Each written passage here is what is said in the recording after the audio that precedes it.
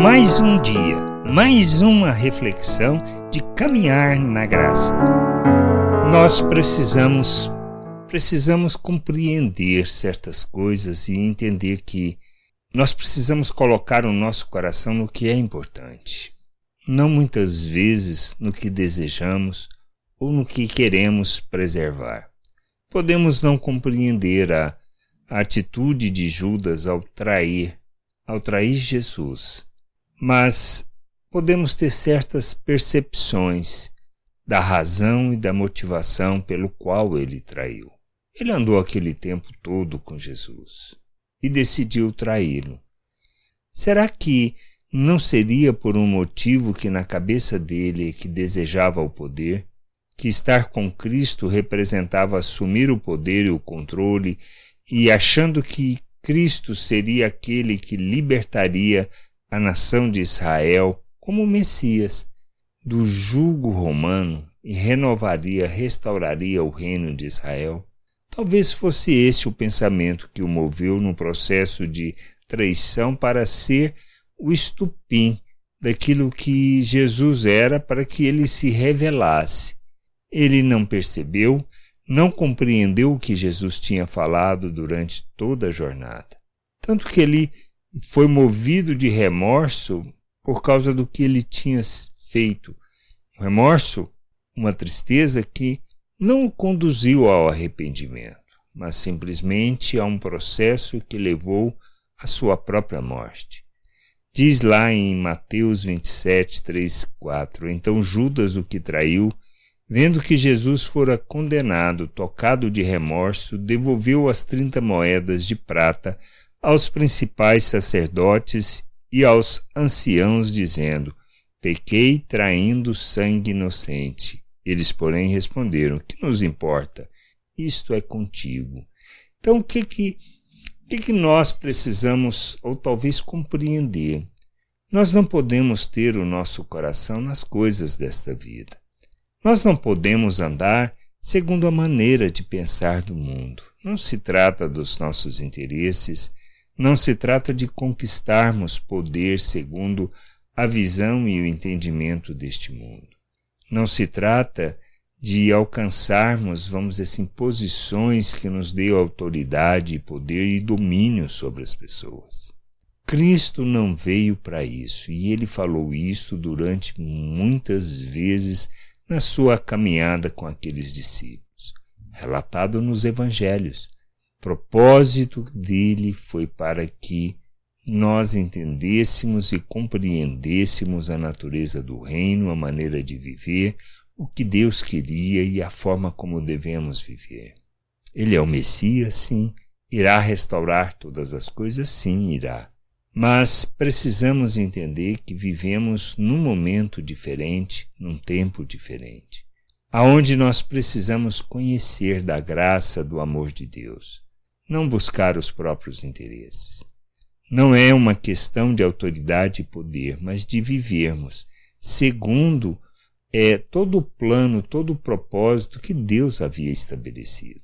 Somos chamados para vivermos o reino de Deus segundo os valores deste reino, praticando a justiça, sim, revelando as virtudes de nosso Deus, sim, mostrando e demonstrando e revelando graça, misericórdia, manifestando o seu amor, manifestando a paciência, a longanimidade, sendo pessoas mansas que compreendem o controle e o poder que Deus tem, e sabendo ainda mais que nós fomos capacitados para andarmos neste mundo como Cristo.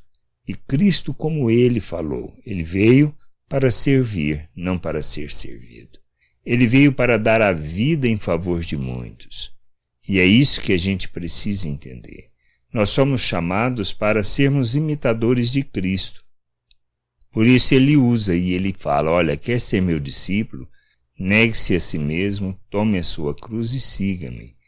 Antes de mais nada, o que nós precisamos entender é que precisamos morrer para a natureza humana, para a questão de querer o poder, a autoridade, de querer dominar sobre as pessoas. Isto é pensamento humano. Buscar os nossos interesses, viver somente de forma egoísta, olhando somente para aquilo que nos interessa, não se preocupando com os outros, é pensamento humano. É a maneira de viver do mundo. Querer nos preservar, nos salvar, mesmo que isso implique em prejudicar outras pessoas, é pensamento humano.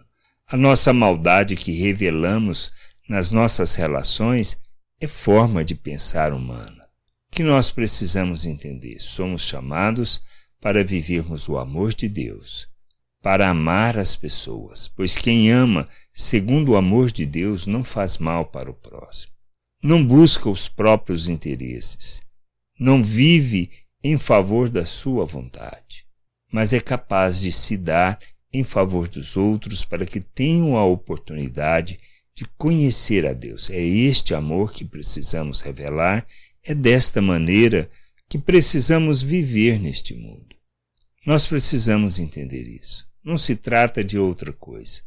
Não se trata de outra maneira de viver, mas de vivermos segundo a vontade de Deus, revelando o reino, revelando sua glória, enchendo a terra com o conhecimento da glória do Senhor.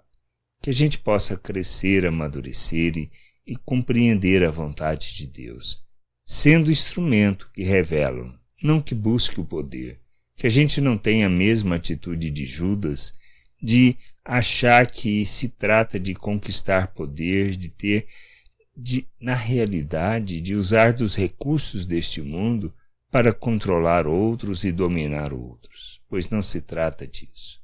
Se trata de aprendermos, a crescermos e não trairmos aquilo que é o ensino e aquilo que Deus deseja que nós aprendamos. Que a gente não tenha a nossa expectativa frustrada por não se tratar do que nós queremos, mas sim da vontade de Deus. O reino de Deus é para vivermos segundo a vontade do Pai e não segundo o que nós pensamos, desejamos ou mesmo queremos.